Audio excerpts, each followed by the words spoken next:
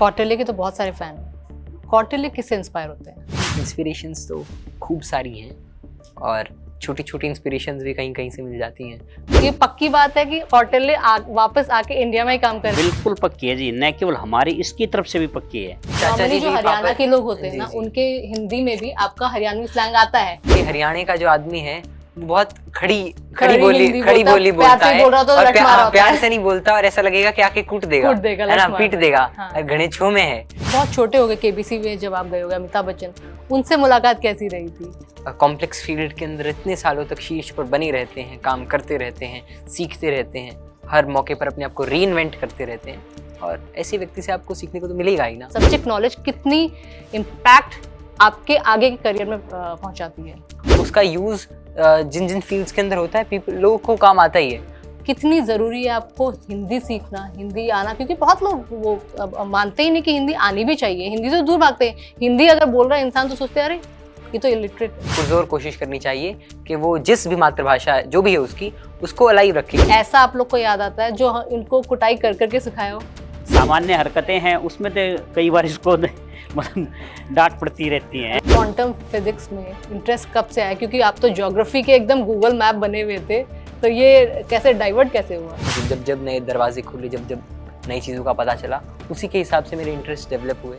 नमस्कार, आप देख रहे हैं इंडियन न्यूज़ और न्यूज़ एक्स। मेरा नाम है आरती अग्रावत और आज हमारे बीच जो शख्स मौजूद हैं, वैसे तो उन्हें किसी इंट्रोडक्शन की ज़रूरत नहीं है, लेकिन सुना है कि वो बड़ी से बड़ी डिफिकल्ट प्रॉब्लम को यूं चुटकियों में सॉल्व कर देते हैं। ज़्यादा भूमिका नहीं बांधूंगी, इंट्रोड्यूस करवाती हूँ गूगल बॉय कौटिल्य पंडित। बहुत बहुत स्वागत है, तालियां रुकनी नहीं चाहिए। Thank you very much ma'am. First of all it's a really great feeling और बहुत समय बाद इंडिया न्यूज़ पर वापस आके और आप सभी से बातचीत करके बहुत ही अच्छा लग रहा है। कौटिल्य के साथ उनके चाचा भी सत्यपाल जी भी मौजूद हैं। इसके साथ उनके ताऊ जी मौजूद हैं जिनका नाम नरेश कुमार है। कौटिल्य, सबसे पहले तो बहुत बहुत बधाई आपको, ऑक्सफोर्ड में आपका सिलेक्शन हुआ है। पहला सवाल मेरा ये बेसिक सवाल कि किस तरह की तैयारियां की, कितना टाइम लगा, क्या प्रोसीजर था, किस तरह आपने अप्लाई किया और क्या रिजल्ट आपका रहा? Well firstly ma'am thank you very much for this congratulatory feelings. हाँ देखिए, मतलब ऑक्सफोर्ड के अंदर आप 12th के बाद मैंने अप्लाई किया फॉर फिजिक्स। और अगर मैं आपको प्रोसीजर की बताऊँ तो देखिए, जो यूके यूनिवर्सिटीज़ हैं, यूके की यूनिवर्सिटीज़ हैं, you apply to them by UCAS. और सबसे पहले आपको अपने पर्सनल स्टेटमेंट्स और जितने भी आपकी को करिकुलर एक्टिविटीज़ और 12th तक के जितने भी ग्रेड्स होते हैं उन सबको सबमिट करना होता है। देन उसके बाद आपके इंटरव्यू, आपके टेस्ट होते हैं, subjective test. I applied for physics, so I had this physics aptitude test. और फिर उसके बाद इंटरव्यूज़ होते हैं एंड सक्सेसिवली इन सारी चीज़ों के अगर आप मतलब सक्सेसिवली अगर आपके होते जाते हैं, क्लियर होते हैं, अगर if you get selected for interview and then you आपके तीनों अच्छे इंटरव्यू जाते हैं, फिर you get an conditional offer generally. और फिर वो आपकी ग्रेड्स की जो कंडीशंस होती हैं, क्योंकि तब तक आपने अपने 12th के तो ग्रेड्स क्या नहीं इसमें दिए होते हैं। 12th के मार्क्स भी मैटर करते हैं?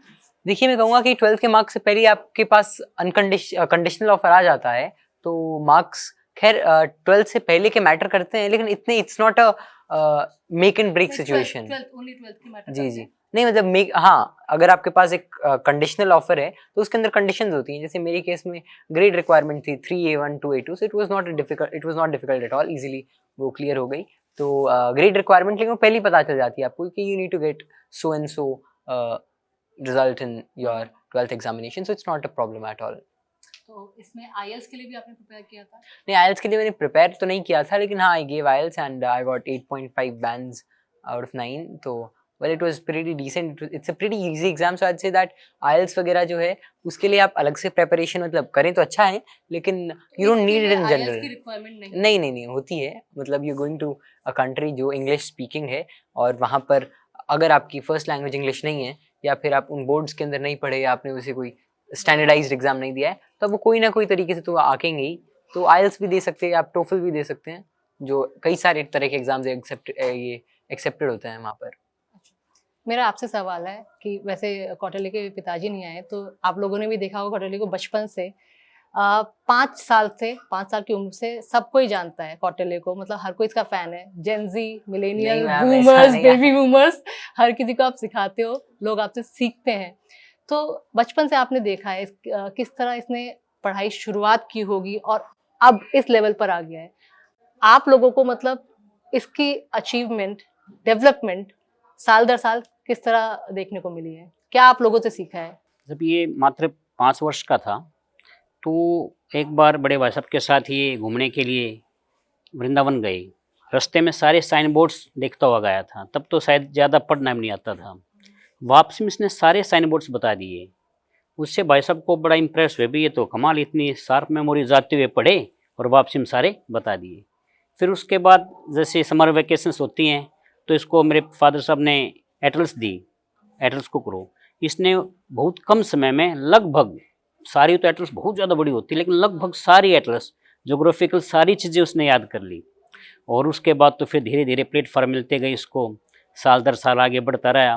बाप जैसे मीडिया लोग्स ने भी बहुत ज़्यादा उसमें सहयोग किया, और फिर इसका धीरे धीरे अपने आप ऑटोमेटिकली ग्रोथ करता गया। नहीं, इंडिया न्यूज ने तो नटखट अंदाज भी देखा, कभी महात्मा गांधी बन के घूमते थे, कभी चेक्स लहराते थे। नहीं वही मतलब my mother showed me this video कि वो पुराना आपने मतलब एक पूरा वो करा है, और उसके अंदर जो स्निपेट्स हैं वो डाले हुए हैं। इट वाज तो really nostalgic and a really beautiful feeling, and I would like to thank the team here too. अरे वाह मैम, तो आपको बहुत बहुत धन्यवाद। स्पेशली कि जब क्योंकि हम सब ने देखा है बचपन से, तो वो शॉट्स मिलने चाहिए, तो बहुत अच्छे थे। उसमें कॉटली क्यूट तो अभी भी है, बट बचपन का अंदाज बहुत अलग रहता है। और आप भी मतलब जैसे आपके दादाजी का कहते हैं कि वो काफी ज्यादा इंटेलिजेंट है, और आप भी अपने दादाजी पर गए हो, तो क्या आप लोग भी उसी तरह के इंटेलिजेंट लेवल वाले या फिर कुछ कम तो रखते हैं? क्योंकि कौटिल्य के पिताजी ने कहा है कि हाँ मैं कुछ कम हूँ, बट दादाजी और पोते एक जैसे हैं। देखिए, इंटेलिजेंस किसी की भी कंपेयर नहीं की जा सकती। जहाँ तक बात है दादाजी की, वो मतलब अगर ये कहें कि मोस्ट इंटेलिजेंट है, तो कोई अतिशयोक्ति नहीं होगी। उनका जो स्टैंडर्ड है, एजुकेशन का स्टैंडर्ड बड़े हाई लेवल का रहा है। और सोनीपत में एक बड़ा ही फेमस विद्यालय है, सीनियर सेकेंडरी स्कूल है, शंभू दयाल। हाँ बिल्कुल, मैं सोनीपत से है ये स्कूल है।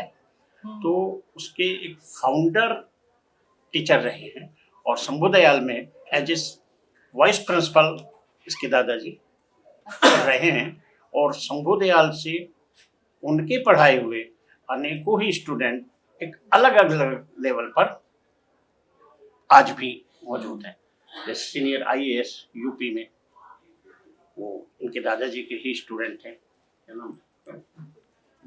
दादाजी was also a teacher and my पापा जी, my चाचा जी, everyone's in education। तो वो तब से ही मतलब घर के अंदर वो एजुकेशन की बातें सारी होती रहती थी। बहुत फेमस स्कूल है। हाँ, इट वाज अ वेरी, अब तो खैर पुराना है, लेकिन it was at that time it was a really big school and it catered two thousands of students. अभी भी बहुत सारे लोग हैं जो ऐसे जो प्राइवेट स्कूल है, जिनको बहुत इंटरनेशनल लेवल का कहा जाता है, वो छोड़ के शंभू दयाल में जा रहे हैं, एडमिशन लेते हैं। मैंने सुना है उसके बारे में। वही चीज है। तो उस लेवल के इंटेलिजेंस इनके दादाजी की थी। और मैं समझता हूँ परिवार में सभी इंटेलिजेंट है। इवन टू कौटिल्य की जो एल्डर सिस्टर्स हैं, वो भी मोस्ट इंटेलिजेंट है। अभी यूके में लास्ट ईयर गई है दिशा, वो भी अपनी इंटेलिजेंस से गई है, और यहाँ तक कि उसको स्कॉलरशिप भी यूके की यूनिवर्सिटी में प्रोवाइड कराया था। So my sister is doing aerospace engineering there, and she'll be entering her second year, so she is also very good in that. And my elder sister, another, she's doing MSc, and she's also in the STEM field only. तो मैंने ये तो सुना है कि कौटिल्य की मुझसे हर interview में सुना है, चाहे वो संदीप महेश्वरी के साथ गए हो, कि मेरी सिस्टर ने ज्यादा सपोर्ट किया है, बहुत ज्यादा इंटेलिजेंट वो भी है। मैंने सुना है आपके पिछले इंटरव्यूज में। अच्छा, एक चीज और मेरे को जाननी है कि नॉर्मली ऐसा बोला जाता है सबके माइंड में, यहाँ पर बहुत सारे बच्चे भी बैठे हैं, कुछ आपके उम्र के ही होंगे, इनके माइंड में ये रहता है कि सब्जेक्टिव नॉलेज जो होती है वो बहुत ज़्यादा लिमिटेड हो जाती है, और उसको हम आगे करियर में यूज़ नहीं कर पाते हैं। ये कितना सच है? क्योंकि मेरे टाइम पर भी मेरे क्लासमेट से वो बोला करते थे, कहाँ हम लोग A+B² इस्तेमाल करने वाले हैं। तो ये रियल जो लाइफ है आपके करियर में, आपकी क्वांटम फिजिक्स, आपकी मैथ्स, ये कितनी काम आ रही है? लैंग्वेजेस तो ऑब्वियसली काम आती हैं, बट सब्जेक्ट नॉलेज कितनी इम्पैक्ट आपके आगे के करियर में पहुंचाती है? देखिए, ऑब्वियसली कोई भी करिकुलम जो है वो सारी चीज़ें तो कैटर नहीं कर पाता, और we need lot of changes in our curriculums. But I'd say कि नहीं, ऐसा भी नहीं है। क्यों? क्योंकि जो बेसिक ट्रिग्नोमेट्री है, बेसिक साइंस है, उसका यूज़ जिन जिन फील्ड्स के अंदर होता है लोगों को काम आता ही है। अब हाँ, अगर कोई उस डोमेन में नहीं है तो उसको नहीं काम आएगा। बाकी जो बेसिक इंग्लिश है, बेसिक मैथ्स है, और एक तरह से देखिए जो एजुकेशन है उसका एक कोर प्रिंसिपल होता है, वो ये नहीं होता कि आपको बस उसका जो कंटेंट है वो पता चले। लेकिन a person who has been through all of this system, वो अंततः वो ऐसा बन जाए कि उसके अंदर एक अच्छा कन्विक्शन आ जाए, उसको सही गलत का समझ हो जाए और डिसीजन मेकिंग पावर ठीक ठाक हो जाए। और उसी के लिए जो बाकी सारी चीजें हैं, भले वो एप्टीट्यूड हो, भले वो जनरल अंडरस्टैंडिंग हो, इस सब का डेवलपमेंट उसी फेज के अंदर आपका धीरे धीरे होता रहता है। हाँ, अब उसका तरीका जो है इनकलकेट करने का एक स्टूडेंट के अंदर, उसका यही तरीका है कि आप उसको जो एक तरह से एजुकेशनल कंटेंट है उससे आप उसको ब्रश अप करते रहो। हाँ, तो हाँ, जहाँ क्वांटम मैकेनिक्स वगैरह की ज़रूरत तो नहीं पड़ती है लाइफ में। हाँ, लेकिन हाँ, बहुत सारी चीज़ें हैं जो स्कूल के अंदर होती हैं और बहुत सारी चीज़ें ऐसी हैं जो स्कूल के अंदर नहीं भी पढ़ाई जाती। तो ये सोचना कि सारी बातें आपको स्कूल के अंदर ही पढ़ाई जाएगी। अब गाड़ी चलाना तो स्कूल में नहीं सिखाते, लेकिन लोग सीखते ही हैं, बाहर सीखते हैं। अब खेलना कूदना, ये सारी चीज़ें जो स्कूल में भी और बाहर भी, सारी चीज़ों का अपना अपना बैलेंस होना चाहिए। तो ऐसा ज़रूरी नहीं है, लेकिन हाँ, जो आपका दूसरा मतलब सवाल का एक इनहेरेंट क्वेश्चन है, वो यही है कि there should be some things in our curriculum which should be changed और which should be appropriated with the needs of the time. क्योंकि ऐसा होता है ना, आमतौर पर सब्जेक्ट पढ़ते पढ़ते बच्चे या तो बोर हो जाते हैं या तो बोलने लगते हैं कि ये हमारे काम कहाँ आने वाले हैं। अच्छा, अभी कौटिल्य से मैंने एक शब्द सुना, अंततः। तो मैं ये जानना चाहती हूँ, आजकल के बच्चे तो हिंदी दूर दूर तक छूते ही नहीं है। ये कई लोगों को तो ये लगता है यार हिंदी है, हमें कौन सोफिस्टिकेटेड नहीं समझेगा। नहीं, हिंदी तो हिंदी को आज, क्योंकि आप भी जेनजी हैं, कितनी जरूरी है आपको हिंदी सीखना, हिंदी आना? क्योंकि बहुत लोग वो मानते ही नहीं कि हिंदी आनी भी चाहिए, हिंदी से दूर भागते हैं। हिंदी अगर बोल रहा है इंसान तो सोचते हैं अरे ये तो इलिटरेट है। नहीं, देखिए ये तो काफी परसेप्शन गलत, है, हाँ, गलत परसेप्शन है अगर मैं कहूँ है आज से, क्योंकि देखिए जनरली जो भी हमारी ऑडियंस है, जो भी श्रोतागण है, वे सभी हिंदी भाषी इलाकों के हैं। नहीं, तो हिंदी के अंदर अपने जो भाव हैं, भाव विभोर हैं, उनका अच्छा संपादन होना ही चाहिए व्यक्ति के द्वारा। वाह, तो तो मैं इतना आपने ही ये कहूँगा कि लोगों को ज़रूर पूरी पुरज़ोर कोशिश करनी चाहिए कि वो जिस भी मातृभाषा जो भी है उसकी, उसको अलाइव रखें। क्यों? क्योंकि जो आपका कल्चर है, जो आपकी सभ्यता है, जो आपकी पुरानी पूर्व पुरुषों ने जो आपकी साहित्य जो लिखा हुआ है, वो आपकी मातृभाषा के अंदर लिखा हुआ है। तो if this is Telugu person, तो उसकी जो मातृभाषा है, उसके अंदर जितना वो रसपान करे, उसकी जो साहित्य को पढ़े, तो उससे वो ज्यादा रिलेट कर पाएगा। उससे उसके जो बड़े बूढ़े हैं, उन्होंने उस कल्चर को जिया है। तो अगर ऐसा परसेप्शन है, देखिए बिकॉज इंडिया की जो पृष्ठभूमि रही है हमारे देश की, वो बहुत ही एक, स्पेशली नॉर्थ इंडिया ने तो बहुत सारे इन्वेजन्स झेले, बहुत सारी चीज़ें हुई, तो एक आइडिया आया, अब कोलोनियलिज्म वगैरह चीज़ें आई, तो डीकोलोनियलिटी जो है वो बस आपको अपनी और चीज़ों से नहीं होगा, लेकिन आपकी जो भाषाएं हैं, आपकी जो वेशभूषा है और आपके जो विचार हैं, वो जहाँ भी आप अपने आप को मानते हैं, जहाँ के भी, वहाँ इनग्रेंड होने चाहिए। बाकी हम हैं तो पूरा जो दुनिया है वो है तो अपनी, ऐसा तो कुछ है नहीं कि बाकी तो सारी लाइंस हैं और एक कल्चरल ग्रुप्स हैं।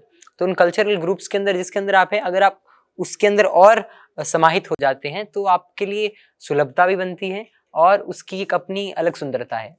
तो सुन लिया आपने, ऑक्सफोर्ड वाले गूगल बॉय कौटिल्य पंडित भी कह रहे हैं कि अपनी भाषा से, अपनी मातृभाषा से जुड़े रहना चाहिए।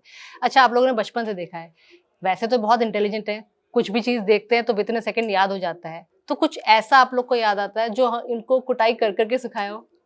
वैसे ऐसी बात नहीं, एक्चुअली में पढ़ने के लिए तो ठीक है, लेकिन कई तो बार शैतानी भी तो जो करते होंगे हाँ बच्चा जो तो। सामान्य हरकतें हैं उसमें तो कई बार इसको मतलब डांट पड़ती रहती है, ऐसी डांट कोई तो खैर बात खूब नहीं पड़ती रहती है, और मेरे को क्या मतलब मेरे को तो खैर अभी रास्ते में आ रहा था तब भी 10 बार पड़ गई थी। तो वो तो I am used to it, और होना भी चाहिए, मतलब थोड़ी सी सारी चीजें वो होनी चाहिए। नहीं, कुछ ऐसा किस्सा बचपन का याद आता हो जो डांट खा कर भी सीखते नहीं, नहीं हाँ, थे? एक चीज है कि जब मैं 4 साल का था, तो ना मेरे को क्लास में बैठना पसंद नहीं था ज्यादा। और क्लास में क्यों? क्योंकि मेरे को एक तो बहुत मतलब मजा नहीं आता था क्लास में, क्या इससे अच्छा मैं खेल लूँ, कुछ कर लूँ। तो मैं क्लास के अंदर बैठता नहीं था। तो एक बार क्या हुआ, मैं क्लास में था, फिर मैं वॉशरूम के बहाने चला गया और साइड में रूम था, वहाँ बैठ गया। फिर आधे घंटे वहाँ कुछ तो कार्ड्स वगैरह रखे थे, उनके कुछ करने लग गया। फिर मैं पकड़ा गया, फिर मैं खूब पिटा, और तो कुछ नहीं, लेकिन फिर मैं क्लास में बैठने लग गया। तो there was a big change. लेकिन हाँ, ठीक है, ऐसी छोटी मोटी चीजें तो खूब हुई, लेकिन हाँ, nothing as big as such और अनयूजुअल एज सच। और सभी, मैंने जानता हूँ कि मतलब बहुत बच्चों के और सभी के जीवन में थोड़ा थोड़ा ऐसा होता ही रहता है, और होना भी चाहिए। मतलब सारी चीजें अगर आपको अगर आप प्लेटर पे आपको सारी चीजें मिलेंगी और फिर आपको राजकुमार की तरह अगर आपका जीवन बीतेगा, तो फिर जब आप अपने व्यवहारिक जीवन के अंदर जाएंगे तो उस धरातल पर आप खड़े नहीं उतर पाएंगे, क्योंकि जो आगे आने वाले टाइड्स हैं वे वेरी स्ट्रॉन्ग। और हमारा जो इंग्रेडिएंट, जो हमारे यहाँ जो जनरल बचपन से जैसे जो हमारा रेस करने का जो तरीका होता है, उसके अंदर ये सारी चीज़ें का एक बहुत बड़ा फ़ायदा है कि एक तो बहुत सारी चीज़ें जो हमारे कल्चर के अंदर हैं वो और कहीं नहीं है, और उसका अपना फ़ायदा भी है और अपना नुकसान भी है। तो फ़ायदे वाली बातें हैं, उनको ग्रहण करो और आगे बढ़ो। तो धरातल पे खड़े उतरने के लिए ओवरऑल डेवलपमेंट की जरूरत है। हाँ, और ओवरऑल डेवलपमेंट का मतलब है यहाँ पर पिटाई। हाँ, पिटाई भी जरूरी है। इनहेरेंट मतलब वही निकला यहाँ से।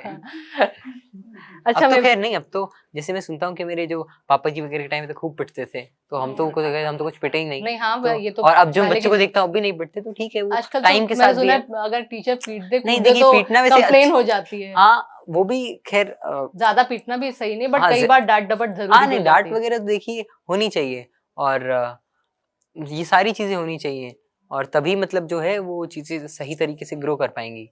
क्योंकि अब तक तो लोग मतलब वो तो प्रोन हो गए हैं, और लोग अपनी कमियां नहीं सुन सकते, तो बहुत बड़ी दिक्कत है। और मतलब कभी कभी मेरे जैसे चाची जी बैठे हैं, तो माय चाची is one of my biggest, I can say, मेरे सुधारक। और अगर मेरे अंदर कोई भी दिक्कत आती है तो चाची एकदम मतलब तभी टोकते हैं, और ये तो घर की बात है। जबकि आपकी इस तरह की जो चीजें वो तो आपको कहीं से भी मिले तो वो लेनी चाहिए। वैसे भी कहा गया है कि निंदक नीरे राखिए, आंगन कुटी छवाए, बिन पानी बिन साबुन के निर्मल होत सुभाए।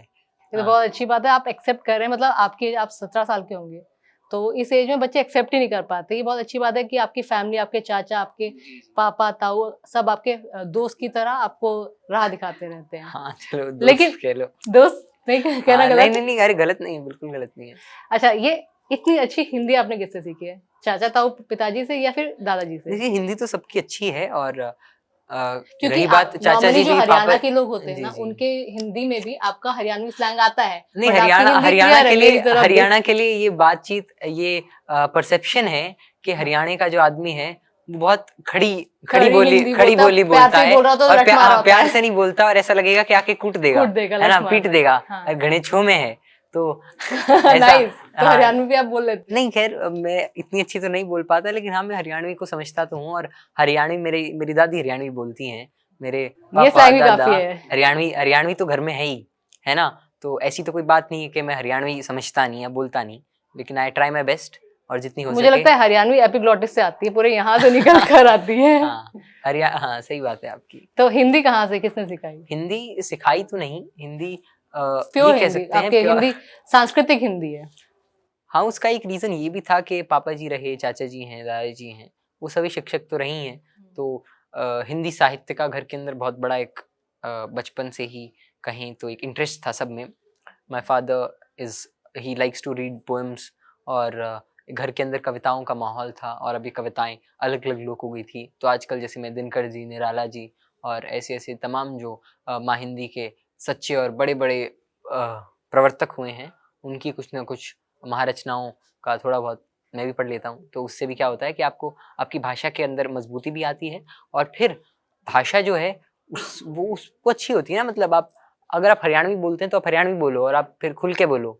ऐसा नहीं कि फिर आप उसके अंदर भी गपोड़ कुछ मतलब जैसे नहीं, पानी में दूध मिलाने वाली हाँ, बात हाँ, नहीं हाँ। होनी चाहिए उसमें भी। हाँ, वो भी फिर बिल्कुल। आप कभी अच्छी बोलो। अगर आप हिंदी बोल रहे हो और एज अ भाषा बोल रहे हो, तो फिर आपकी हिंदी भी ठीक होनी चाहिए। अगर आप इंग्लिश बोल रहे हो, then you should speak good English, then you should, और एनी लैंग्वेज अगर आपका उसके अंदर इंटरेस्ट है। देखिए, बात तो आपको अपने मैसेज पहुंचाने की है, लैंग्वेजेस आर जस्ट टूल्स, और वो बात बिल्कुल सही है। लेकिन भाषाओं के अंदर भी बहुत अपनी सुंदरता है ना।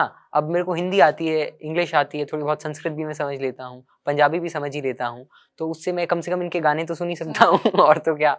और नहीं, और म्यूजिक तो खैर कहीं का भी सुन लो आप, लेकिन उसके अंदर और अच्छा लगता है। बाकी लिटरेचर तो इंडिया के अंदर पता नहीं हर जगह की पता नहीं कितनी अच्छी है। बंगाली लिटरेचर बहुत अच्छी है, जो द्रविड़ियन लैंग्वेजेस हैं उनके अंदर अपनी अपनी सुंदरता है। तो अगर मौका मिला तो मैं इनको भी सीखना चाहूंगा। ग्रेट, मौका मिला तो ये भी सीखेंगे। अच्छा, इनके पिताजी ने अभी ऑक्सफोर्ड में सिलेक्शन होने के बाद इंटरव्यू दिया था, उसमें ये कहा था कि ये कहीं पर भी जाके पढ़ाई कर ले, लेकिन मैं चाहूंगा कि पढ़ाई करने के बाद ये वापस इंडिया आके काम करे। ये बहुत अच्छी बात लगी, क्योंकि नॉर्मली होता है कोई भी बच्चा, कोई भी स्टूडेंट जाता है बाहर पढ़ने, विदेशों में पढ़ने जाता है, फिर वहीं के होके रह जाते हैं। तो आप किस तरह देखते हैं इस चीज को कि ये पक्की बात है कि कौटिल्य वापस आके इंडिया में ही काम करे? बिल्कुल पक्की है जी, न केवल हमारी इसकी तरफ से भी पक्की है। इसका चाहे 10 वर्ष लगे, देखो एजुकेशन के लिए टाइमिंग अलग बात है, चाहे 15 वर्ष लगे, जब एजुकेशन बिल्कुल कंप्लीट होगी तब वापस देश के लिए ही कार्य करना है। जो रिसर्च करना है तो हम चाहते हैं वो भी देश के लिए ही हो, जो भी कुछ होगा वो वापस आके देश के लिए ही होगा। और ऐसी हमारी भी इच्छा और इसकी खुद की भी इच्छा है।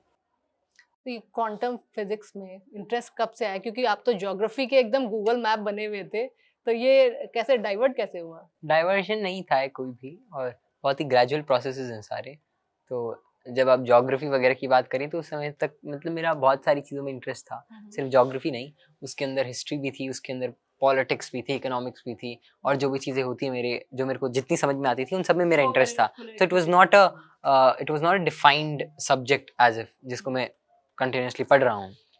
फिर बाद में चल के मेरे को और सारी चीज़ें मैंने पढ़ी, तो जब जब नए दरवाजे खुले, जब जब नई चीज़ों का पता चला, उसी के हिसाब से मेरे इंटरेस्ट डेवलप हुए। और ये तो होता ही है ना? अभी शायद मेरे को शायद कुछ और चेंज हो जाए, तो थिंग्स आर नॉट रिजिड, और रिजिडिटी इन चीज़ों में मेंटेन भी नहीं करनी चाहिए। क्यों? क्योंकि नहीं, फ्लेक्सिबल आपको रहना चाहिए करियर को लेकर तो। मतलब पता नहीं चलता ना कि कब आपके सामने क्या आ जाए और आपको क्या अच्छा लग जाए।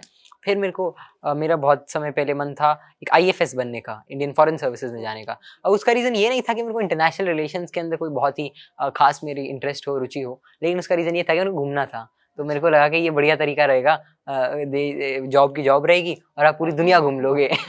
लेकिन नहीं, घूमने का और भी तरीके, और मैं और घूम तो लूँगा उसके अंदर, तो अब मेरे को तो घूमना है।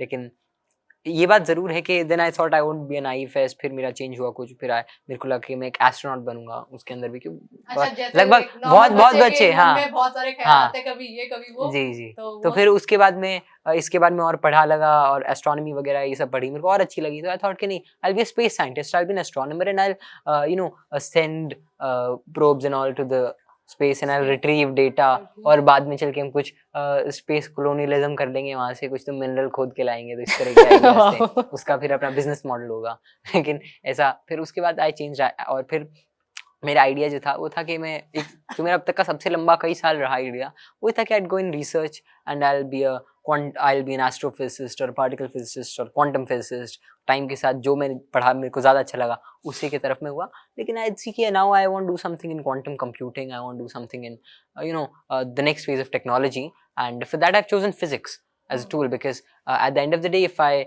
learn more about the fundamental nature with which our world is running, तो उसके ऊपर जो बेस पे अलग चीज़ें बनेंगी, उसको I want be a learner of that, और मेरे को इंटरेस्ट भी करती हैं, and they have sort of, you can say it's very scalable in future, so I also look at in that way. Kautilya के तो बहुत सारे फैन हैं, कौटिल्य किससे इंस्पायर होते हैं? नहीं, इंस्पिरेशंस तो खूब सारी हैं, और छोटी छोटी इंस्पिरेशंस भी कहीं कहीं से मिल जाती हैं। दिन में आप कहीं जा रहे हो, आप कुछ देख लो, बहुत अच्छा लगता है। और एक बड़े जो आप कहें कि आइकन्स या आइडल्स जो हैं, वो भी मेरे जीवन में काफ़ी आए, और उन सभी से अलग अलग समय पर बहुत कुछ सीखने को मिला। तो अगर मैं किसी एक व्यक्ति का नाम लूँ, तो खैर इतने लोग हैं, लेकिन मैं कुछ का तो ले ही लेता हूँ। तो I got this opportunity that I met doctor APJ Abdul Kalam, I had long conversation with him, और भले ही एक बार मिला हूँ, लेकिन but the effect of that was it was a very long term effect, and it changed the way I thought, it changed the way how I perceived things. ऐसे ही inspiration खूब हुए हैं, मैं जिसको भी देख लूँ। और अब तो जब बुक्स वगैरह के अंदर और लोगों के बारे में पता चलता है, तो हर फील्ड के अंदर कोई ना कोई इंस्पायरिंग होता है, और उनकी जीवन से, उनकी शैली से, और उनके इम्पैक्ट से, हर चीज़ से आपको कुछ ना कुछ कहीं ना कहीं मिल ही जाता है। क्योंकि कौटिल्य तो हर जगह जाते रहते हैं, लेकिन एज ए फैमिली आप लोगों को कितना अच्छा लगता है कि कभी APJ अब्दुल कलाम जी से मुलाकात हो रही है, कभी द्रौपदी मुर्मू से मुलाकात हो रही है, तो एज ए फैमिली आप लोग इसको कितना एक साथ लेकर चलते हैं अचीवमेंट के तौर पर और एक खुशी के तौर पर, क्योंकि आपका तो आखिरकार बच्चा ही है। देखिए, वैसे तो बहुत खुशी होती है, और हम ये सौभाग्य भी मानते हैं कि भाई हमारे घर ऐसे बच्चे का जन्म हुआ। ये कोई ऐसी बात नहीं है कि हम वैसे, लेकिन ऐसे इंटेलिजेंट बच्चे का। और जब जहाँ भी जाता है हमें भी खुशी होती है, इसके कारण हमें भी मौका मिल रहा है अलग अलग बड़ी बड़ी शख्सियत से मिलने का, तो खुशी की बात तो है ही ये काफ़ी। अच्छा, कौटिल्य KBC बहुत छोटे हो गए, KBC में जब आप गए होगे, अमिताभ बच्चन, उनसे मुलाकात कैसी रही थी?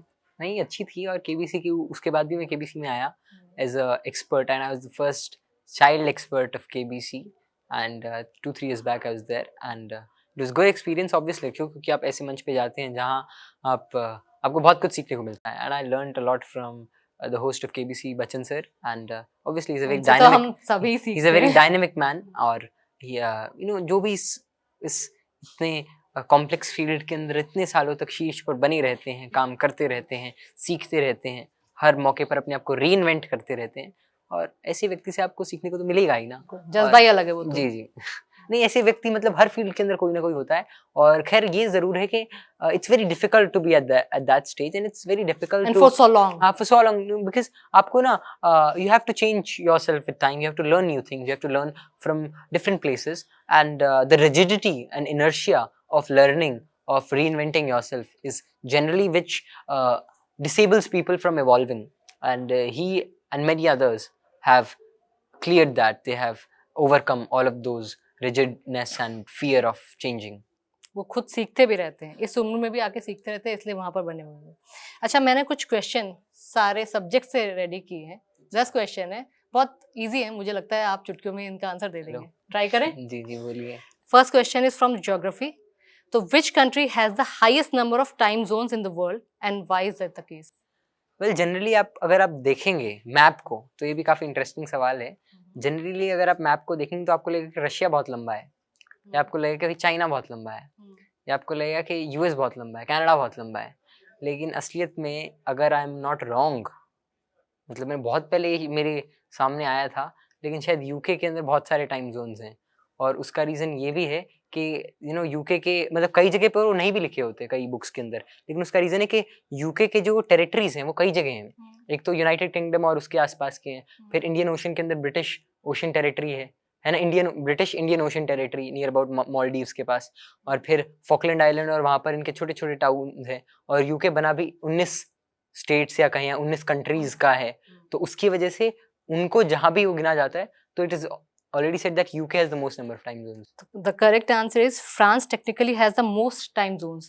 मैम उसको ना मैंने कहा ना कई बुक्स के अंदर जो यूके के जो टेरिटरीज हैं, और फ्रांस के भी ऐसे बहुत सारे टेरिटरीज हैं, इसके 14 है 11 है, तो जैसे फॉकलैंड आइलैंड का टेरिटरी है और उसके जो पास के टेरिटरीज हैं, समटाइम्स दे नॉट इंक्लूडेड। क्यों? क्योंकि उसके ऊपर अर्जेंटीना भी क्लेम करता है, and there is an dispute over that. और जो ओशियानिया के जो टेरिटरीज हैं छोटे छोटे, इनको कोई नहीं काउंट करता।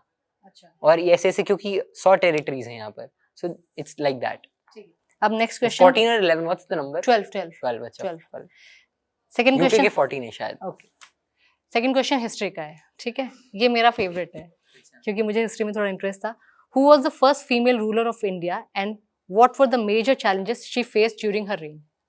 Well, I believe it's Razia Sultan. Yes, and correct. RaziaSultan was in the Her slave period was dynasty. small, हाँ, 4 साल का था, period was I think small. 1236 to 1240 1206 से 10 तक।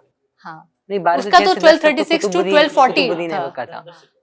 तो रजिया सुल्तान इल्तुतमिश की डॉटर थी, और यहाँ अपने दिल्ली के अंदर है भी इल्तुतमिश की का वो क्या कहते हैं, वो है उनकी मकबरा है। और मैं गया था काफी साल पहले, एंड आई विजिटेड। ये आई थिंक 9th का क्वेश्चन है, 9th में था ये। पता नहीं 9th पे ये रजिया का 9th 10th में तो I was in IGCSE, so I didn't study history as a subject, but I do have an interest in history. So the challenges faced by Razia Sultan were many, and it was also because of the internal hierarchy of that time, जो political कहीं instability थी, and Razia Sultan faced that, and she's a very brave lady. और well, we have seen many brave hearts from but she Indian was the land. first. Yes, she was the first Indian lady ruler, female ruler. Next question science का, आपके interest का है। What is the significance of the James Webb Space Telescope and how does it differ from the Hubble Space Telescope? देखिए, James Webb was launched few years back, और इससे पहले जो हमारे करें कि सबसे बड़ा जो टेलीस्कोप था, या वो टेलीस्कोप जिससे सबसे ज़्यादा ऑब्जर्वेशन होती थी, इट वाज हबल ऑब्जर्वेटरी। तो जेम्स वेब का अगर आप देखेंगे, आप उसका फोटो देख लीजिए, है ना, तो आपको दिखेगा कि एक बहुत बड़ा गोल्डन एक बी हाइव की शेप का उसके ऊपर एक छतरी सी लगी हुई है। तो उसका मतलब जेम्स वेब स्पेस टेलीस्कोप की जो सबसे बड़ी बात है कि उससे जो डेटा या जो इमेज प्रोसेसिंग है, इट्स वेरी वाइब्रेंट, और वो इंफ्रारेड और मतलब जो अपना हबल था, इट वाज प्राइमरली के विजिबल लाइट और रेडियो वेव्स और इस तरह की ही लाइट को वो अपने अंदर मतलब उसको लॉन्ग एक्सपोजर से डिटेक्ट कर पाता था। लेकिन जब से James Webb has very good things for collecting infrared radiations and other sort of radiations, क्योंकि लाइट तो पूरा स्पेक्ट्रम है ना, तो हम तो बस विजिबल लाइट में देख सकते हैं, और असलियत में तो उससे सारी तरह की लाइट्स जा रही हैं, रेडियो वेव्स भी आ रही हैं, माइक्रोवेव्स भी आ रही हैं, इंफ्रारेड भी आ रही हैं। तो इंफ्रारेड हो, माइक्रोवेव्स हो, जेम्स वेब इस पूरे स्पेक्ट्रम को बहुत ब्रॉडली देख लेता है। और आपने जो एक तरह से जो डीप स्पेस की इमेजेस, मैंने तो अपनी मतलब देखता ही रहता हूँ मैं कभी कभी, जो जो आती हैं टाइम टू टाइम आती रहती हैं, तो अगर आप उनको देखेंगे तो उनकी जो वाइब्रेंस है आपको देख के ही पता चल जाएगा कि नहीं भाई इट्स अ न्यू थिंग। और James Webb although it's a very costly mission and all of these are really big things in science,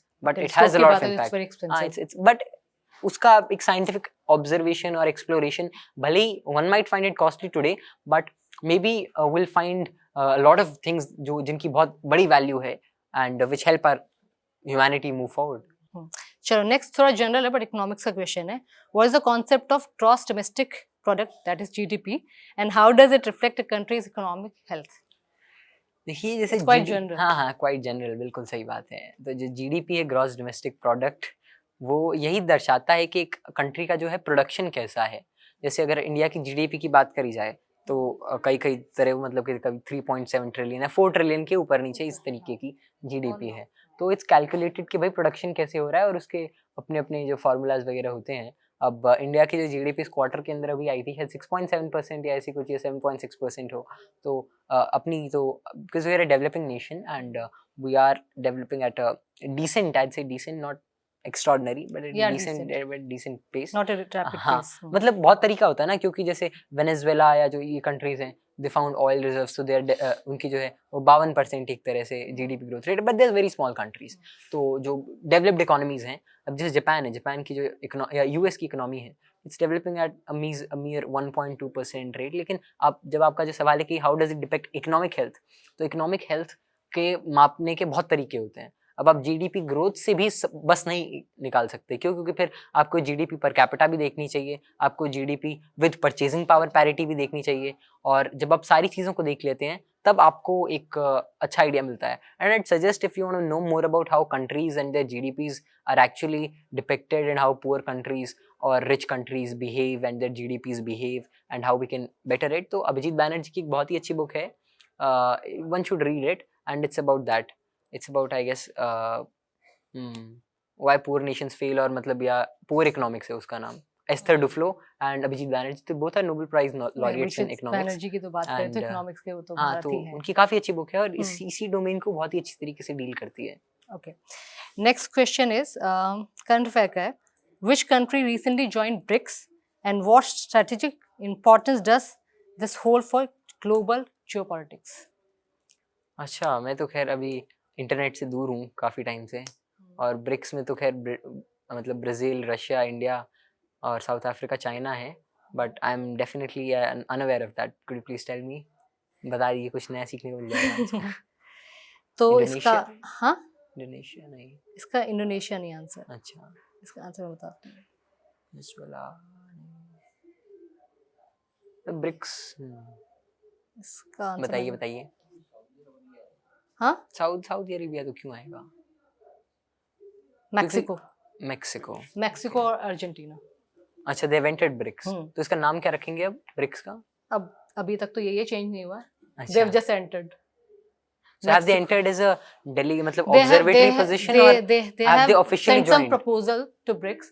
So मतलब are they, क्योंकि जैसे SCO या मतलब कोई भी जैसे G7 है ना, तो G7 तो आज भी G7 है, लेकिन G7 के बाद वो G10 भी बना एक टाइम पे, G13 भी बना, और आज G20 है, नए नए देश उसके अंदर आते हैं। तो क्या ब्रिक्स की ऑफिशियल मतलब they have joined? फिलहाल नहीं, they've or sent are the they proposal. proposed? They've sent the Okay, so they're proposal, हाँ, और वो जो कंसीडर भी कर लिया गया है। अच्छा, so तो they will they are the new entry now. Okay, that's great. Both Mexico and Argentina. ठीक है। Well, also I believe that the current positioning of BRICS is a मतलब जो जनरल बातें तो यही होती हैं कि they want a alternate rule, or you can say towards the domination of United States and the US banked economy system. कायदे से तो वैसा ही है। हाँ, but let's see how it happens, because currently it's a very aspirational thing to do, and China although is very high in those terms, but the system and the intellectual capital that the US generates. But if country like Mexico and Argentina enters, it's a big thing. It's a big thing, obviously. अब आते हैं environment पे, ठीक है? What is the carbon neutrality and which countries are leading in achieving this goal? देखिए carbon neutrality है कि जो आपका जो कार्बन फुटप्रिंट है ना, वो कम से कम हो या नेट जीरो हो या नेगेटिव हो। हाँ मतलब आई कोर गोल तो आपका यही है क्यों, क्योंकि पिछले 20 30 50 100 सालों के अंदर लोग इंसानों ने जो बैंड बजाई है इस धरती की, वो मतलब ऐसी है कि हम पता नहीं हमारा क्या हो गया है। तो उसका देखिए कोई ना कोई जवाबदेही तो होनी चाहिए। और अब तो यूनाइटेड नेशंस के कॉप और ये सारे इवेंट्स होते ही रहते हैं हर साल, जहाँ पर खूब मंथन होता है कि कैसे कार्बन न्यूट्रलिटी पर वार किया जाए, कैसे मतलब अपने जो कार्बन न्यूट्रलिटी अचीव की जाए, कैसे एनवायरनमेंट बचाया जाए। तो इंडिया के ऊपर भी हम कह रहे हैं कि हम 2035 या 2047 या ऐसे मतलब हमने तो खैर हाँ विल अचीव दैट, क्योंकि हमारा it's a developing nation and अभी हमें मैन्युफैक्चरिंग सेक्टर पे और जोर देना है और ऐसी चीज़ों पे जोर देना है कि जिससे हमारी इकोनॉमी जो है और जो एक व्यक्ति की लाइफ है वो बेटर की जाए। तो उसके अंदर बहुत बड़ी बात है। बाकी जो छोटे कंट्रीज हैं it's very easy for them to achieve. But countries like Bhutan, Sweden, हाँ दे क्लोज टू कार्बन देखिए भूटान तो मतलब चीज ही अलग है ना, क्योंकि भूटान की जो इकोनॉमी भी है it's very different from any other country. और जो नॉर्डिक कंट्रीज है, स्वीडन है, फिनलैंड है और अपना डेनमार्क है, नॉर्वे है, it's very easy for these countries to achieve carbon neutrality and there are several reasons for that. Firstly they are very they're not at all, they're very scarcely populated countries and they have achieved a position in which the people they are not entirely dependent on their service economies। वहाँ के जैसे Norway के अंदर इतने oil bonds के पैसे आते हैं वहाँ की सरकार के पास कि हर व्यक्ति के लिए को देने के लिए उनके पास अथाह पैसा है ना। और they don't need anything for this from their service economy or from their industries to sustain at least। अब ऐसे कंट्रीज जहाँ पर सर्वाइवलिस्टिक अभी पोजीशन जिनको लेनी पड़े है ना, so they can't immediately be carbon negative। But Bhutan is often cited as carbon negative country। हाँ मतलब भूटान की, लेकिन देखिए आज से ऑल्दो कि भूटान के बारे में ना you can't have a good perception and क्योंकि मैं तो इतना बड़ा है हूँ नहीं, हाँ। तो मेरी कोई स्टेटमेंट से कुछ उफान भी नहीं आएगा तो मैं बोल भी सकता ही हूँ कि हाँ मतलब ऐसा तो है नहीं कि भाई कुछ उनका इंटरनेशनल रिलेशन भूटान वाले बुरा मान जाएंगे। लेकिन it's always said that if you look at the way things in Bhutan are presented and many several human rights corporations and they have raised some concerns about that, but Bhutan is they value their culture। और एक बात इसकी ये भी हो सकती है कि they don't permit foreign investigation as if कि मतलब उनके culture they don't need it। और भूटान प्रायोरिटाइजेस एनवायरनमेंट, इसके अंदर कोई शक नहीं। उन्होंने जो क्योंकि वहाँ मोनार्की भी है, इसलिए भी इस तरह के सवाल डायरेक्टली उठ जाते हैं लोग ना। मोनार्की को जब डेमोक्रेसी हर जगह हो ना तब मोनार्की को लोग ठीक मानते नहीं है, जनरल बात है। हाँ। उसके अंदर एक फीलिंग आ जाती है, गट फीलिंग आ जाती है। तो I won't make that any statement, but generally ऐसे ऐसे लोगों के परसेप्शन होते हैं। और Bhutan is a very beautiful country. मेरे दादाजी होके भी आए थे भूटान, बहुत सुंदर देश है और बहुत सुंदर लोग हैं। कल्चर वाइज तो हाँ बहुत कल्चर ज्यादा और खूबसूरत कल्चर नहीं, कल्चर तो बहुत ही अच्छा है भूटान का। छोटा देश है है। और काफी एनवायरमेंटली कॉन्शियस देश है। ओके, मैथ्स में लॉजिकल रीजनिंग में कैसा इंटरेस्ट है आपका? अच्छा ये बोलिए मैथ्स। ठीक है, छोटा सिंपल हाँ। क्वेश्चन है। अ train 300 meters long is moving at a speed of 90 km/h। How long will it take to cross a platform that is 200 meter long? अच्छा ओके, तो देखिए 200 मीटर्स का 90 किलोमीटर्स पर आवर से जा रही है, तो इसको अगर आप मीटर्स पर सेकंड के अंदर कन्वर्ट करोगे तो ये कितना, आप 5/18 से डिवाइड कर मतलब मल्टीप्लाई कर दो इसको, तो 19 × 5 450, 450/18, 450/9 हो जाएगा अपना 50 और 25, तो इनके 25 मीटर्स पर सेकंड से जा रही है अपनी ट्रेन। और 300 मीटर की ट्रेन, तो जो ट्रेन का जो एज है ना, मतलब जो फ्रंट है वो 200, उसको 200 मीटर ट्रैवल करना है प्लेटफॉर्म को करने के लिए, तो उसको 8 सेकंड लगेगी जाने में। और जब वो 8 सेकंड में चला जाएगा तब और 300 मीटर लंबी ट्रेन है ना पीछे बची, तो टोटल 500 मीटर 500 ट्रैवल करने मीटर। से, तो उसको 20 सेकंड लगेंगे। गुड, हाँ। Correct answer. ताली बजा दो यार। और ये कोई ये सवाल तो ये फिर तो बहुत सिंपल क्वेश्चन था। चलो कल्चर पे आते हैं। Why is Machu Picchu considered one of the new 7 wonders of the world? अच्छा, तो जो Machu Picchu it's in the Americas, और यहाँ पर माना जाता है कि यहाँ पर शहर थे और ऐसे शहर थे और मंदिर थे पुराने This was पुराने। built by Inca civilization। हाँ इनकाज मतलब मायंस और इनकाज जो थे, हाँ, मतलब मेरे को Incans। लगा आप व्यक्ति का नाम पूछोगे तो सिविलाइजेशन तो इनकाज ही थे। हाँ। और दे आर एक्सपेक्टेड कि ये अर्ली जो थाउजेंड्स थे या 700s वगैरह थे, तो इस मतलब 200-300 साल के अंदर पीरियड के अंदर बने होंगे। तो मायन साउथ में थे और इनकस जो थे वो नॉर्थ अमेरिका और पनामाज और यहाँ सब थे। तो माचू पिचू मैं गया नहीं हूँ, लेकिन जो मैंने फोटोज और उसके बारे में जो पढ़ा है, माचू पिचू की सिग्निफिकेंस इसलिए भी बढ़ जाती है क्योंकि जब आप वहाँ जाएंगे और वहाँ की जो आप एक तरह से शेप्स को देखेंगे पहाड़ों के ऊपर, क्योंकि माचू पिच्चू पहाड़ों पर है, पहाड़ों पर है। और उन पहाड़ों के ऊपर जिस तरह की उन्होंने एक तरह से कहीं टाउन प्लानिंग करी और जिस तरह की उन्होंने चीजें बनाई, गार्डन्स भी कह सकते हैं और सारी चीजें हुई, दे आर वेरी, मतलब दे आर वंडर, है ना, तभी they are part of 7 wonders. ठीक है, नेक्स्ट क्वेश्चन आते हैं। अब आर्टिफिशियल इंटेलिजेंस का जमाना है, आर्टिफिशियल इंटेलिजेंस से जुड़ा एक सवाल पूछ लेती हूँ। एआई के बारे में तो सबको पता है, सबने सुन लिया है, और आजकल तो बच्चे एआई के पीछे ही पड़े हुए हैं और एआई का जमाना है भी आगे। बट एजीआई क्या होता है? देखिए, आर्टिफिशियल इंटेलिजेंस क्या है? Artificial intelligence is the creation of एक ऐसे मॉडल्स बनाए जो कि सोचने की क्षमता रखते हो। लेकिन ये जो मॉडल्स हैं, ये हर चीज़ के अंदर एक एट पार विद ह्यूमन नहीं सोच पाते, इसीलिए एक ऐसे सिस्टमैटिक और बड़े मॉडल की तलाश है जो कि ह्यूमन माइंड के थॉट को इक्वेट कर पाए। तो इसलिए आर्टिफिशियल तो इसलिए मतलब आर्टिफिशियल जनरल इंटेलिजेंस AGI को क्रिएट करने की बात करी गई है। अब जो AI है, इट ट्रेन्स ऑन डेटा, और जितना ज़्यादा आप डेटा इसको फीड करो उतना ज़्यादा अच्छा है, आपको रिजल्ट देता है। तो जैसे जो ब्रेन का जो आइडिया है वो ये है कि ब्रेन के अंदर अलग अलग नोड्स होते हैं, और उनके अंदर जो है वो करोड़ों नोड्स हैं, बिलियंस ऑफ नोड्स हैं, और उनके अंदर जो इन्फॉर्मेशन है वो ट्रैवल करती है, वो कैसे, मतलब न्यूरॉन्स का ट्रांसमिशन होता है, तो नर्व इम्पल्सेस का ट्रांसमिशन होता है। तो यही आइडिया है कि आर्टिफिशियल जनरल इंटेलिजेंस AGI से एक ब्रेन का जो न्यूरल नेटवर्क है, जो पेरिफेरल न्यूरल नेटवर्क है, उसी के कंपैरिजन में अगर ऐसा हो तो देन विल रिसीव AGI। और खैर अभी परसेप्शन तो है कि AGI जल्दी मतलब people are working on that, and big companies like OpenAI and Anthropic and OpenAI तो बहुत ज़्यादा कॉमनली यूज हो रहा है। हाँ, नहीं, ChatGPT यूज हो रहा है कॉमनली तो, बट देयर, हाँ, OpenAI is working on it, Anthropic is working on it, and will see that once AGI comes, जो जिस तरीके की ह्यूमंस का जो तरीका है डील करने का, चीज़ों का डिसीजन मेकिंग का, और एक बहुत ही पता नहीं लाखों चीज़ों को हम एक साथ प्रोसेस करने की क्षमता रखते हैं, जिसको हमारा दिमाग ऑब्वियसली फिल्टर करता है, जिसलिए जो हमें ज़रूरी लगे हम उसी को ही परसीव करते हैं। लेकिन ह्यूमंस के लेवल की जो इंटेलिजेंस और जो डिसीजन मेकिंग है वो AGI, मतलब आर्टिफिशियल जनरल इंटेलिजेंस जब डेवलप होगी, या कब, क्या पता कल ही हो जाए, नोबडी नोज, क्या पता, मतलब it's very close, it's in process and it's very close. So when we receive that we will see wonders, और अभी भी देख ही रहे हैं, हर दिन ना कुछ नया आ ही रहा है, people are working tirelessly on this. अच्छा, हम लोग एआई की बात कर रहे हैं, तो अभी आप स्कूल के होमवर्क जब कंप्लीट करते थे क्या ChatGPT का इस्तेमाल करते थे? ChatGPT की हेल्प लेते थे? नहीं, देखिए 12वीं के होमवर्क के लिए तो ChatGPT की 12वीं नहीं, उससे पहले ही तो एआई तो ChatGPT तो काफी सालों से आ ही गए हैं। हाँ, तो मतलब उसके अंदर जब मैं ChatGPT वगैरह आया तब मैं साइंस ले ली थी मैंने, मैथ्स करना था तो उसके अंदर ना मुश्किल था, और तब AI भी उतना अच्छा नहीं था। अब तो GPT-5 वगैरह आ गया, तब तक अच्छे भी नहीं थे, तब तक नए मॉडल आए थे। So do you think ChatGPT is more useful for completing their homeworks? मतलब यूजफुल तो बहुत सारी चीजें ना, हेल्पफुल तो किताब भी, आप किताब से भी मतलब एग्जांपल जो करते हैं उसको साइड में रख के कर लो। बट ChatGPT से मुझे ऐसा लगता है personally, ChatGPT is okay, but ChatGPT से मुझे ऐसा पर्सनली लगता है कि आप अपने ब्रेन की एक्सरसाइज तो कर नहीं रहे हैं। वो तो है ही। देखिए जो डिपेंडेंस है, एक ChatGPT पे ना बहुत लोग लिखते हैं, या कोई लेटर लिखना हो या कोई पैसेज लिखना हो तो पीपल यूज इट।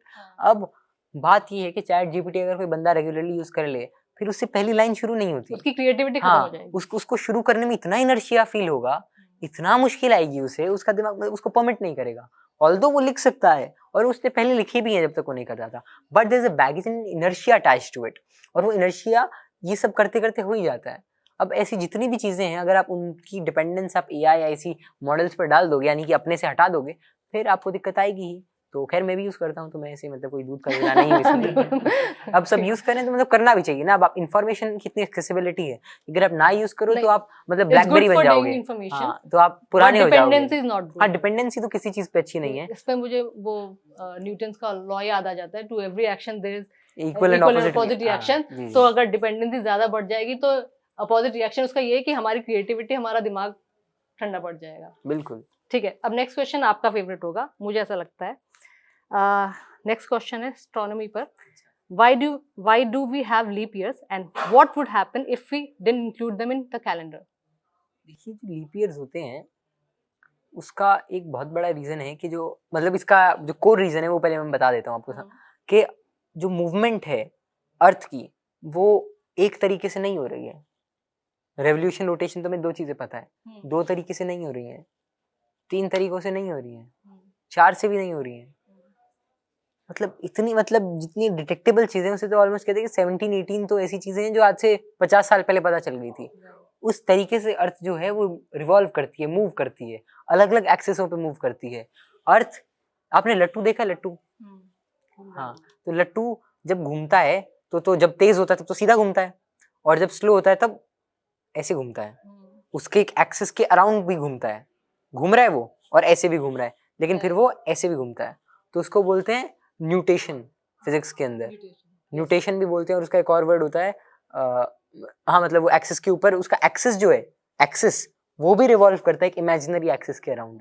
ऐसे ही अर्थ भी है, वो वॉबल करती है, और उसकी जो मूवमेंट है, उसकी जो कैलकुलेशन है, वो over a period of time काफी ज्यादा हो जाती है। और अगर हम उसको सोलर मूवमेंट जो कि 365 डेज की होती है उससे करें तो दिक्कत आती है। इसलिए हम एक एडजस्टेड फिगर मानते हैं कि हमारे जो दिन है वो भी 24 घंटे, मतलब कभी जो हमारा सोलर उसका वो है वो 23 घंटे 56 मिनट 4 सेकंड इस तरीके का, फिर 24 वो, और फिर एक साल भी जो होता है वो उसको कह देते हैं कि 365 days and 1/4 of a day इतना है। तो जब 4 साल होते हैं तो वो मतलब एक दिन एक्स्ट्रा उसका मान लेते हैं, क्योंकि दिन तो 365.25 मान लो, तो उसको एक जगह मतलब सेट तो हो जाए वो, 1/4, हाँ 1/4, तो वो सेट हो जाए। इसका ये तरीका भी होता है।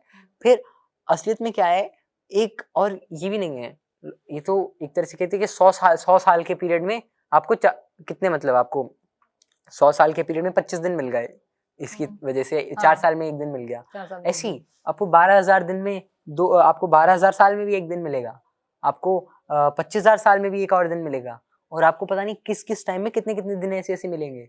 और आपको जो कैलेंडर है वो चेंज होता रहेगा, है ना। और उसी के हिसाब से, मतलब इसलिए ही भी कैलेंडर की जो चेंजिंग है, क्योंकि साइंटिस्ट और ये सब तो खैर आज नहीं है, तो आज से लगभग 70-80 साल, 100 साल, 200 साल से पता ही है ये सारी चीजें, न्यूटेशन और ये सारी।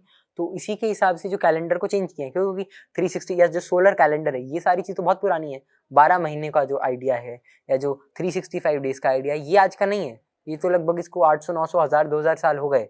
मतलब हमारे यहाँ भी कहते हैं कि याज्ञवल्क्य जो ऋषि हुए, याज्ञवल्क्य, उनकी जो स्मृति है उसके अंदर भी सोलर का, मतलब जो 365 डे का फिगर है वो आता है, है ना, एक सूत्र के तौर पर आता है, उसका एक्सप्लेनेशन नहीं दिया जाता, लेकिन आता है।